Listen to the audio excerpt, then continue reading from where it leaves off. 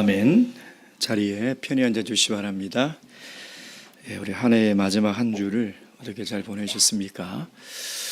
벌써 12월 마지막 기도의 시간입니다. 우리 연말에 분주함으로 이렇게 세상에서 보내는 것이 아니라 하나님 앞에 나와 기도함으로 이렇게 차분하게 한 해를 마무리할 수 있는 이 시간이 참 감사한 것 같습니다. 오늘도 기도하는 가운데 하나님과 한 해를 잘 마무리하는 그런 시간이 되기 바랍니다. 예수 그리스도 이름으로 하나님 말씀 증거하도록 하겠습니다. 마가복음 14장 32절에서 42절까지 말씀입니다. 14장 32절에서 42절 찾으셨으면 저와 함께 교독하도록 하겠습니다. 제가 먼저 읽겠습니다. 저희가 겟셋마네라 하는 곳에 이름에 예수께서 제자들에게 이르시되 나의 기도할 동안에 너희는 여기 앉아 있으라 하시고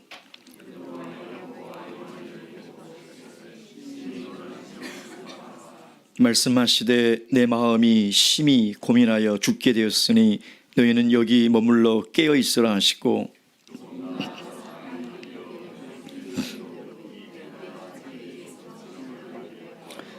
가라사대 아바 아버지여 아버지께는 모든 것이 가능하오니 이 잔을 내게서 옮기시옵소서. 그러나 나의 온대로 마옵시고 아버지의 온대로 하옵소서 하시고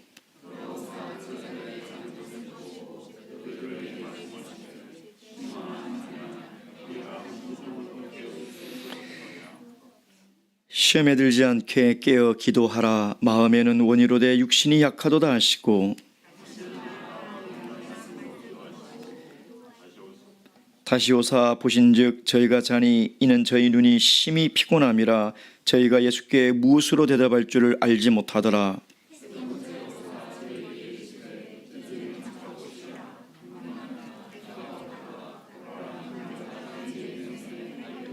다 함께 읽겠습니다. 시작. 일어나라 함께 가자. 보라 나를 파는 자가 가까이 왔느니라. 아멘. 톨스토이는 우리의 인생을 이렇게 우화로서 설명한 내용이 있습니다. 한 남자가 들판을 가는데 갑자기 사자가 나타난 거예요. 그래서 혼비백산이 되어서 도망을 쳤겠죠. 한참을 도망을 치는데 아주 깊은 구덩이에 빠지게 됐습니다. 그래서 그 깊은 구덩이에 빠지면서도 그 구덩이에 널려있는 그 넝쿨을 정신을 차리고 붙잡은 거죠. 이제 살았다 라고 안도의 한숨을 쉬는데 위를 보니 사자는 여전히 큰 입을 벌리고 이 남자를 삼킬 듯이 으르렁거리고 있는 거예요. 근데 그 동굴 밑바닥에 보니 독사들이 다 또아리를 두고 이게 가득 있는 거예요. 올라갈 수도 없고 내려갈 수도 없는, 정말 이제는 죽은 목숨이구나 라고 어찌할 줄 몰라 있는데 갑자기 향긋한 냄새가 코를 찌르는 거예요. 봤더니 자기 머리 위에 있는 그 벌집 꿀통이 거기서 꿀이 한 방울 한 방울 자기 앞으로 떨어지고 있는 거예요. 그래서 그것을 손으로 찍어 먹으면서 달콤하다 하고 그 달콤함을 맛보고 있었어요. 근데 바로 자기 머리 위에 보니 흰지와 검은지가 자기가 잡고 있는 넝쿨을 계속 갉아먹고 있더래요. 이것이 인생이라는 거예요. 우리 인생은 늘 위기를 만나서 이렇게 할 수도 없고 저렇게 할 수도 없는 그런 상황 속에 살면서도요, 그냥 하루하루의 즐거움과 쾌락에 취해서 정말 우리 인생이 얼마나 위기에 빠져 있는지도 모른 채 어리석게 살아가는 존재가 우리의 인생이라는 것입니다. 여러분, 지금 우리나라를 보면요, 정말 총체적 위기다 라는 말을 한 지가 벌써 제 기억으로 10여 년 전부터였어요. 정치가 우리 국민들에게 희망과 위로를 줍니까? 정말 이제는 지긋지긋해서 저도 수십 년간 보던 정치 뉴스를 요즘은 그냥 스킵해버립니다. 잘 안 봅니다. 듣기는 듣지만 희망이 없는 것을 보는 거죠. 경제는 어떻습니까? 사회는 어떻습니까? 우리 청년 실업률이 뭐 거의 세계 1위를 달리고 있더라고요. 실업률이. 그러니 과거에 뭐 아프니까 청춘이다 라는 책이 나오지 않았습니까? 취업도 어렵고 결혼도 어렵고 결혼을 해도 집 하나 장만하려면 평생을 허리띠 졸라매고 살아도 집 한 채 마련하지 못하는 그런 현실 속에 살아가고 있지 않습니까? 그랬더니 중년에 있는 사람들이 그래요. 우리가 진짜 아프다. 우리는 앉았다 일어날 때도 허리도 아프고 무릎도 아프고 아픈 건 청년이 아니라 진짜 중년이 아프다. 그러더래요. 그랬더니 노년에 있는 분들이 우리가 진짜 아프다. 우리는 아픈 것을 잊어버리고 살까봐 아프다. 얼마나 많은 노인들이 치매를 두려워하고요. 고독을 두려워하고 외롭게 살아가는지 모릅니다. 그러니 우리 사회가 전반적으로 보면 정말 정치, 경제, 사회 모든 것이 위기 속에 있다는 거예요.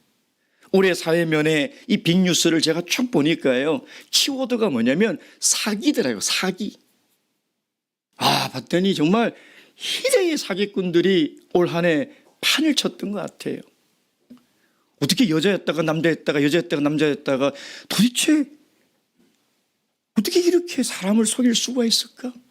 인천에서 수원에서 빌라를 수백 채 수백억씩 어떻게 이 정말 서민들의 피 같은 이 재산을 이렇게 속일 수 있을까?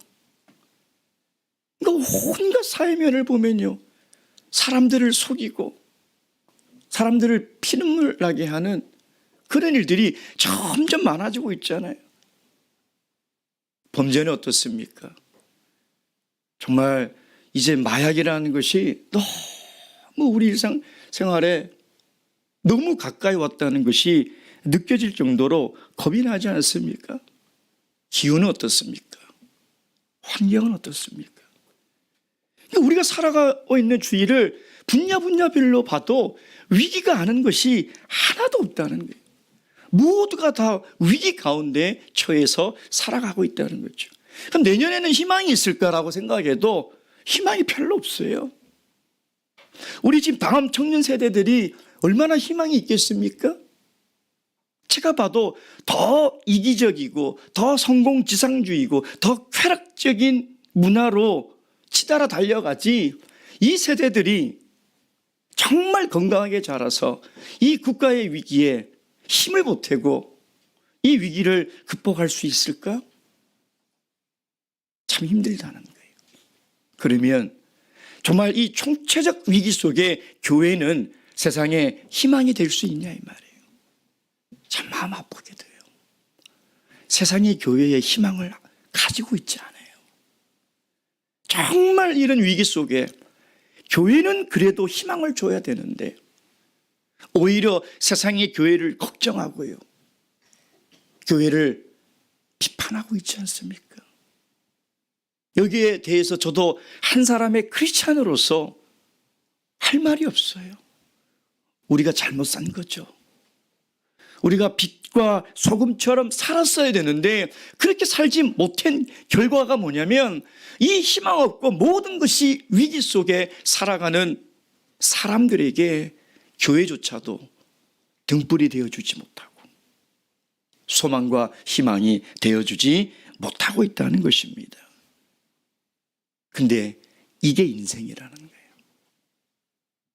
늘 인생은 위기라는 징검다리를 반드시 거쳐야 된다는 것이죠. 이상할 게 없어요. 제가 너무 회의적으로 절망적으로 이야기를 드리는 것이 아니라 인생은 늘 위기 가운데 있다는 거예요. 근데 문제는 뭐냐면 그 위기를 위기로 느끼지 못하고 하루하루 쾌락에 그 꿀처럼 다른 그 꿀을 먹으면서 그 밧줄을 넝쿨을 갉아먹는 흰지와 검은지는 밤과 낮을 상징하거든요. 그렇게 그냥 하루하루를 보내는 거예요. 얼마나 지금 위기인지도 모른 채 그냥 하루 내가 잘 먹으니까 즐거워. 하루 내가 하고 싶은 일 하니까 행복해. 하루하루 내 인생이 갈가져 가면서 내가 여기서 떨어지는 순간 내 운명이 어떻게 될는지를 모른 채 그냥 하루하루 즐거움에 빠져서 살아가는 것이 문제라는 거예요. 인류 역사상 위기가 아닌 때가 없을 거예요. 어떤 인생도 위기를 만나지 않는 인생은 없습니다. 그러나 문제는 뭐냐면 그 위기 속에서 우리가 어떻게 살아가느냐, 어떤 태도로 살아가느냐가 중요하다는 것이죠. 여러분, 오늘 예수님은 이제 공생애를 다 사시고 33년 인생 동안 가장 큰 위기를 만나셨죠. 그 십자가의 고통은 우리 주님도 감당하기가 너무 힘든 인생의 최대의 위기였다는 거예요. 오직했으면 내가 이 십자가 때문에 죽고 싶다. 얼마나 힘들었으면, 하나님 할 수만 있으면 이것을 좀 피해 주시옵소서라고 하나님께 이야기하고 있지 않냐 이 말이에요. 우리가 예수님이 하나님이니 이 십자가의 고통과 위기는 그냥 예수님이 능력으로 다 이겨낼 수 있을 것이라 라고 생각하면 그건 예수님의 인성과 신성을 이해하지 못하는 큰 착각이라는 거예요. 완전한 인간으로 오신 예수님은요, 이 인생의 가장 절체절명의 이 위기를 맞이하게 된 거예요. 근데 문제는 예수님이 이 위기를 어떻게 이기셨냐는 거예요. 이 위기 앞에 예수님이 뭘 하셨냐는 거예요. 뭘 하셨죠? 기도하셨잖아요. 기도하신 거예요. 여러분, 우리 역사는, 우리 인류는 위기를 피할 수가 없어요. 근데 문제는 뭐냐면 그 위기 속에서 우리가 그 위기를 극복하기 위해서 우리가 뭘 하느냐가 중요하다는 거죠. 정치도 경제도 사회도 교육도 그 어떤 것도 우리에게 희망을 줄 수 없고 늘 위기 속에 살아갈 수밖에 없어요. 내년이면 더 나아지겠습니까? 10년이면 더 나아지겠냐? 지금 대한민국이 저출산율, 초고령화, 심지어 어떤 전문가는요, 뭐 얼마 후면 대한민국이 사라질 수도 있다는 그 위기의 경고를 내놓고 있거든요. 그러니 얼마나 점점 더 어려운 위기 속으로 우리가 살아가게 되겠냐 이 말이에요. 그러나 우리가 기도할 수 있다면, 그 위기 속에서도 깨어 정신 차리고 기도한다면 그 위기를 우리가 극복할 수 있다는 것이죠. 여러분, 우리 예수님께서 이 십자가의 고통이 얼마나 극심하셨으면 34절 말씀 보세요. 33절 34절. 베드로와 야고보와 요한을 데리고 가실새 심히 놀라시며 슬퍼하사 말씀하시되 내 마음이 심히 고민하여 죽게 되었나이다. 여러분, 우리 인생이 위기를 만나면요, 다 죽는 소리를 하죠. 그렇지 않습니까? 못 살겠다, 죽겠다, 경제가 어려워서 죽겠다, 뭐가 어려워서 죽겠다. 예수님은 그런 지금 어려움에 빠진 거라는 거예요. 여러분, 세상 사람들은 위기를 만나면 어떤 태도로 위기를 맞이합니까? 두 종류의 사람들이에요. 첫째는 포기해버려요. 극단적 선택을 해버리는 거죠. 대한민국은 수능이 끝나면 수험생들이 하루가 멀다 하고 자살을 해요. 몇 년 전에는 1교시를 치고 끝나고 이 수험생이 1교시를 잘못 본 거예요. 그래서 바로 그 학교에 올라가서 뛰어내렸어요. 그러니까 위기를 만나면 신앙이 없는 사람들은, 하나님을 모르는 사람들은 극단적 선택을 하는 거예요.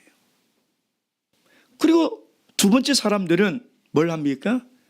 현실을 도피하죠. 그래서 힘들면 술을 마시는 거예요. 마셔가지고 잠시라도 그 위기의 고통 속에서, 어려움 속에서 벗어나려고 쾌락을 쫓고, 그것이 세상 사람들이 위기를 만났을 때 대하는 태도라는 거예요. 그러나 우리 그리스도인들은 이 위기 속에서 기도해야 합니다.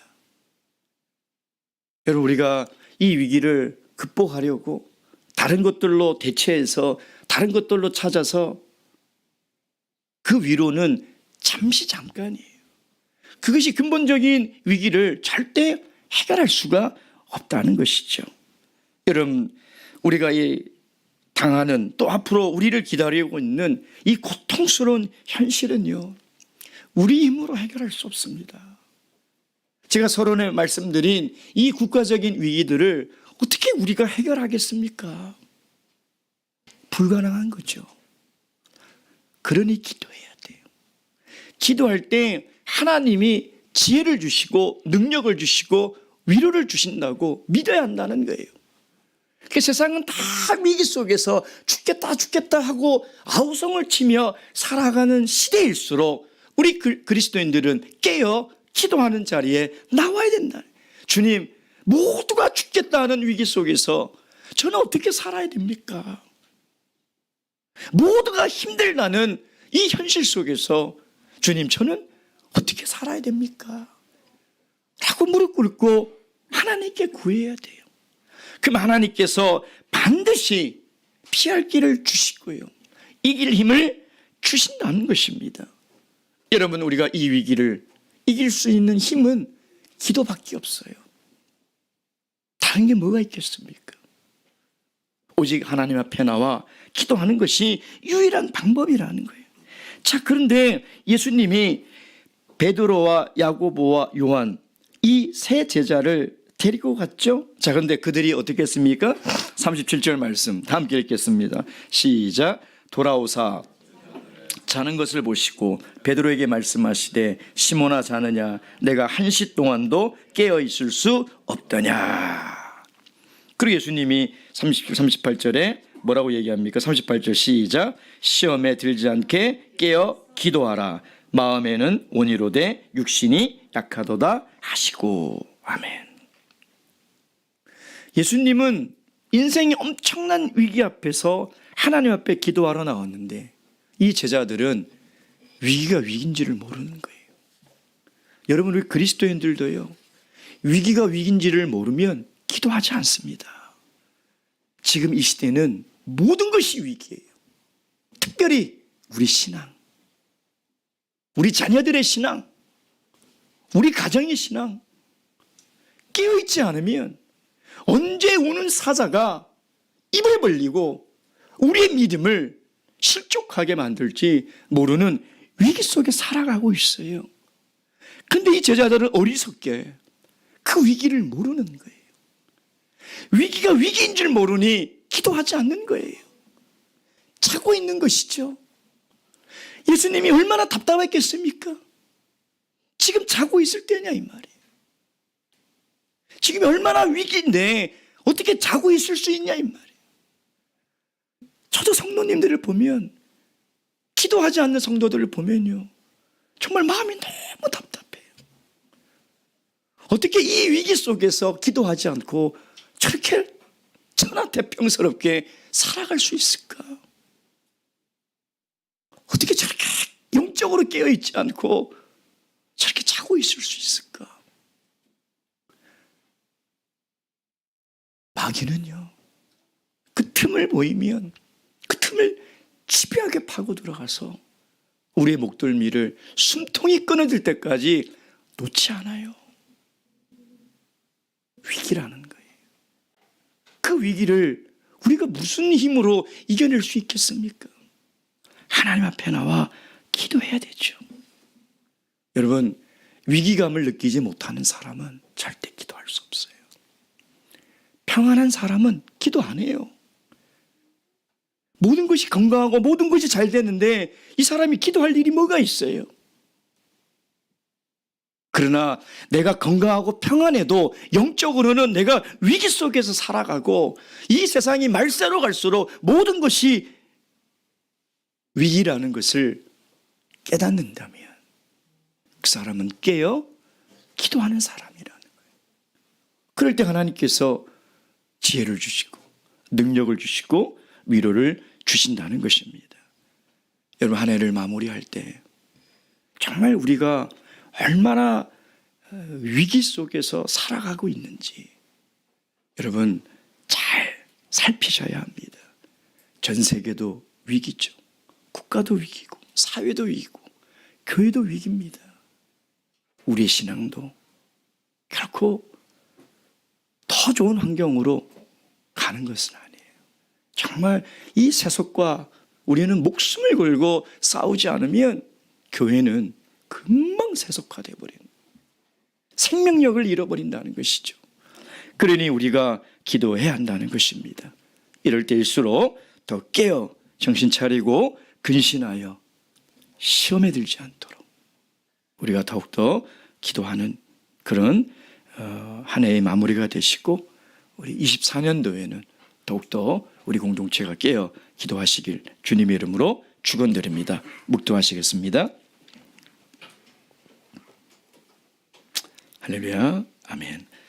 기도하시겠습니다. 첫 번째 우리 기도는 하나님의 나라와 전 세계 우리 참여수교와 또 우리 참여수교의 일꾼들 위해서 기도해 주시고요.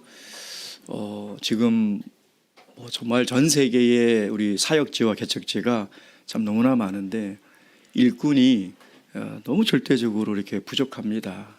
그래서 이번 우리 한국총회에서도 우리 4명의 목자님들을 연총 사역에 파송하기로 이제 결의를 해서 말레이시아, 일본, 아프리카 그리고 중남미를 이제 파송을 합니다.